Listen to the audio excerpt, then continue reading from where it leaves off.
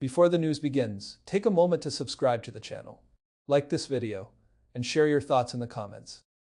Big stories like this affect everyone, and your voice matters. Now here's the breaking news. Everyone in America is talking about tonight. A powerful decision has come out of Washington. A decision that could shape how the United States goes to war, how power is used in the White House, and how much control Congress really has when the world becomes dangerous.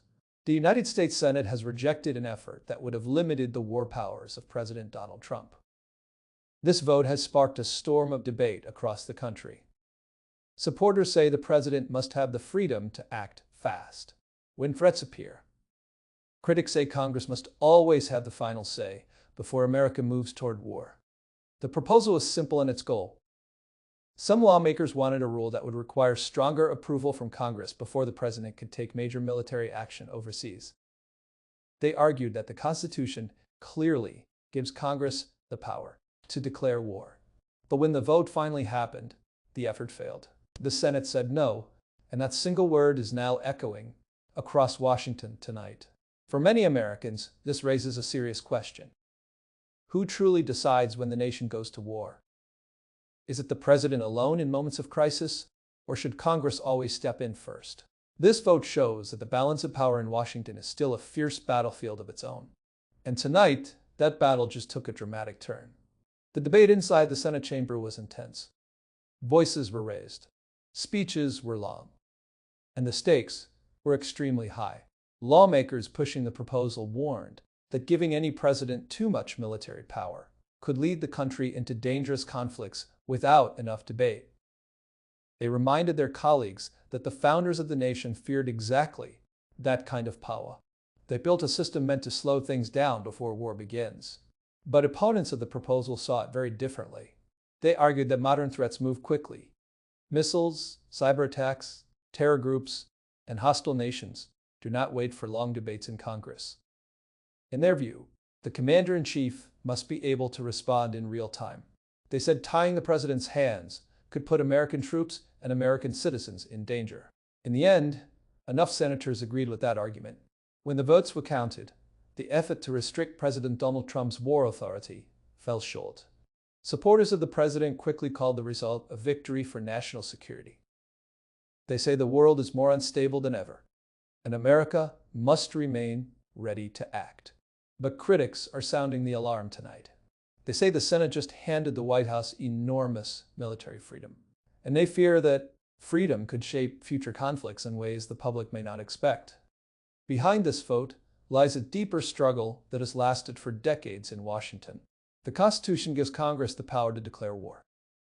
But over time, presidents from both political parties have taken larger control of military decisions. Modern wars rarely begin with a formal declaration anymore. Instead, presidents often launch military actions first, while Congress debates later. Some senators say this slow shift has quietly changed the balance of power in America. They believe Congress has slowly stepped back, while presidents step forward. Tonight's vote may be another step in that long story. Supporters of the failed proposal say they were trying to restore the original balance. They wanted Congress to play a stronger role before the nation moves toward armed conflict. But others believe the world simply moves too fast for that system. Now, they argue that enemies of the United States do not wait for political arguments. And they say a president must have the tools to act immediately when danger appears. This clash between speed and control is now at the heart of the national debate. And the Senate's decision shows just how divided Washington remains. President Donald Trump has long argued that the commander-in-chief must have strong authority when it comes to protecting the nation. Supporters say his position reflects the reality of modern global threats. From rising tensions with powerful countries to ongoing battles against terror groups, the world stage remains unpredictable and often dangerous.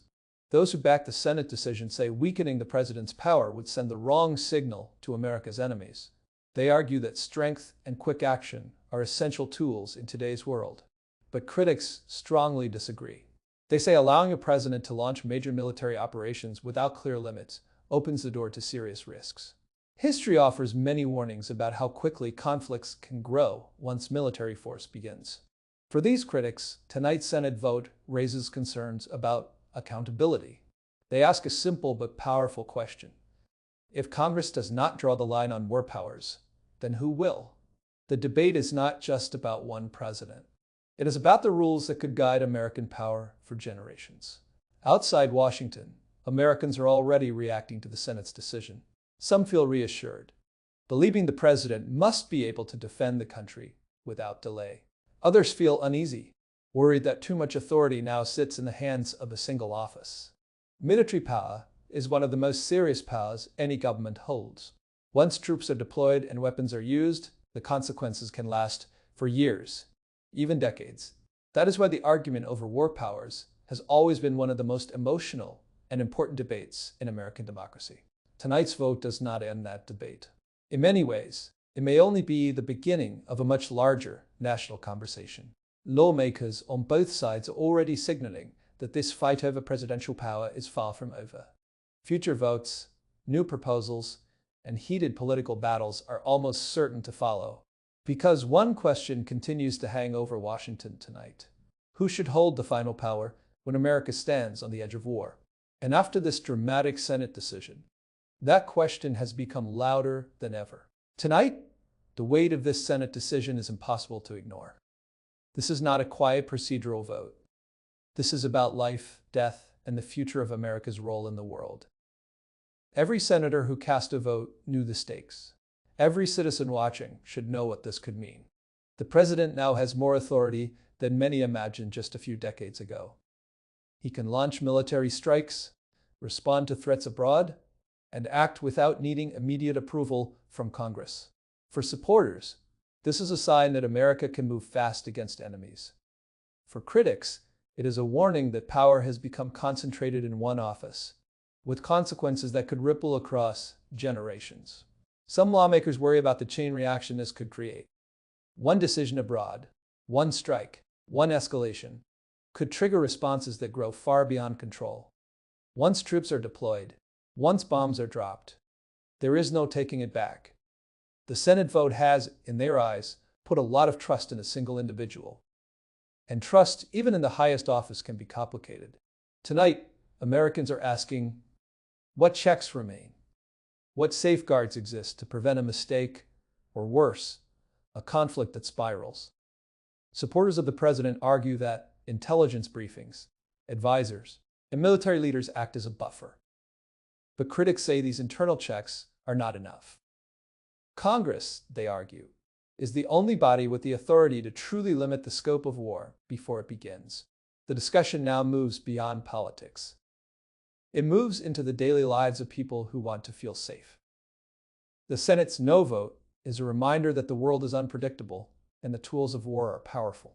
Every American should pay attention. This is not distant news.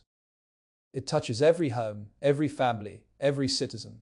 The vote also reveals something about the divisions inside Washington itself. Senators who supported limits argued from history and law. They spoke about the Constitution, the intent of the Founding Fathers, and decades of precedent.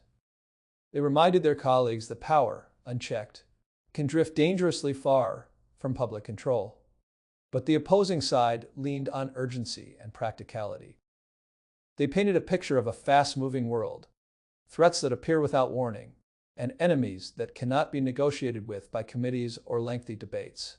They said the president needs freedom, not chains, to act decisively. The split is not just political, it is philosophical. One side values control and deliberation. The other values speed and decisiveness. Both sides believe they are protecting Americans. Both sides see danger. And tonight, the speed and decisiveness side prevailed. That makes this vote significant beyond the headlines. It is a sign of how Washington, and perhaps the country, views the world today. It is a world where threats are immediate, where decisions must be fast, and where the rules of the past are being questioned.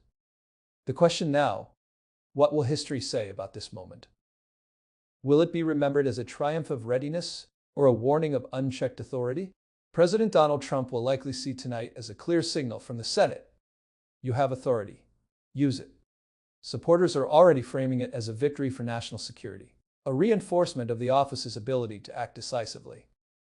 This is the narrative they will repeat to the public, the troops, and the world. But critics are not silent. They are already planning next steps: lawsuits, proposals, speeches, and campaigns.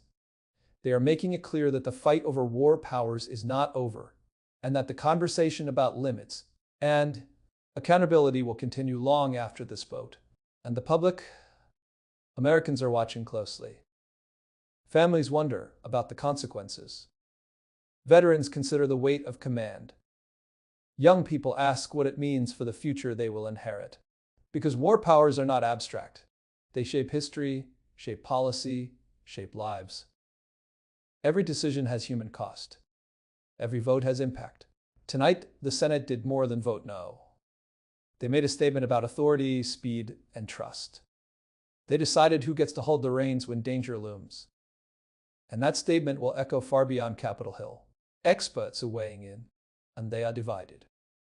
Some say this vote aligns with modern realities.